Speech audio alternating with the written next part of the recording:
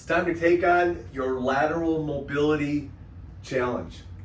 A lot of times lateral mobility is also considered cross-act mobility. It's also classified as frontal plane mobility.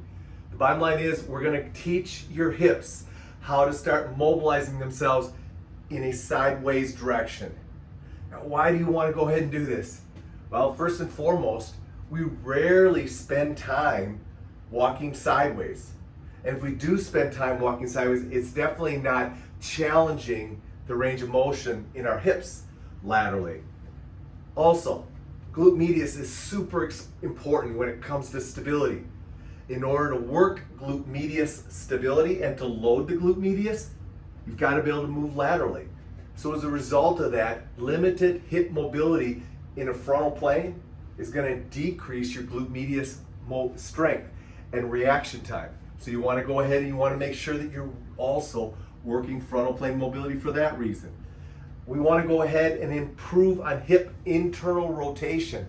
That's where the word cross-act comes into play. It's going to actually cause you to rotate through your hip as we move in the frontal plane, and we're going to go ahead and make sure we work on that. Hip internal rotation is super important when it comes to keeping our hip health at a high level. Yet we rarely see people working on hip internal rotation, especially in the frontal plane. It's going to go ahead and also make sure, because a lot of the time your workout program is sagittal plane or forward and backward. It rarely brings in lateral movements. I know because I watch people in the gym all the time and they rarely work frontal plane mobility. As a result, you're going to lose it. So the old adage, if you don't use it, you're going to lose it, very much applies to working on lateral hip mobility. So I'm going to go ahead and make sure that we get you involved in it, and we're going to take you through a progressive way to go ahead and start working out on it. Now, lastly, what are you going to improve on when you go on this mini challenge to improve your lateral hip mobility? You're going to improve hip internal rotation. You're going to go ahead and improve lateral or medial groin, medial thigh mobility. You're going to go ahead and improve glute medius stability, so your walking and standing is going to get better. You're going to improve ankle joint flexion extension, but also inversion eversion, which is really important because it allows our foot to adapt to the ground. So we want to make sure that we're improving and working on that. And lastly, it's going to work on the grandfather of hip hinging.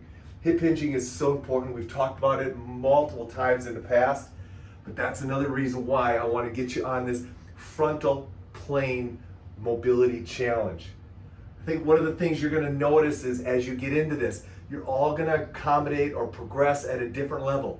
Please do exercises that are going to go ahead and work for you, and take your time with them. Don't feel like you have to stay with the pack or stay on plan. If you need a little more time, take it.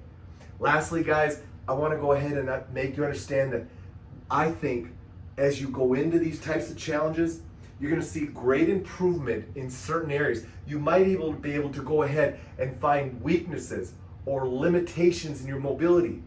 Well, guess what? Those limitations are very often what are leading to a lot of your nagging injuries. So as you go through this lateral hip mobility sequence, I want you to keep in mind certain issues that you have, maybe through your hip or through your low back or through your knees or ankles.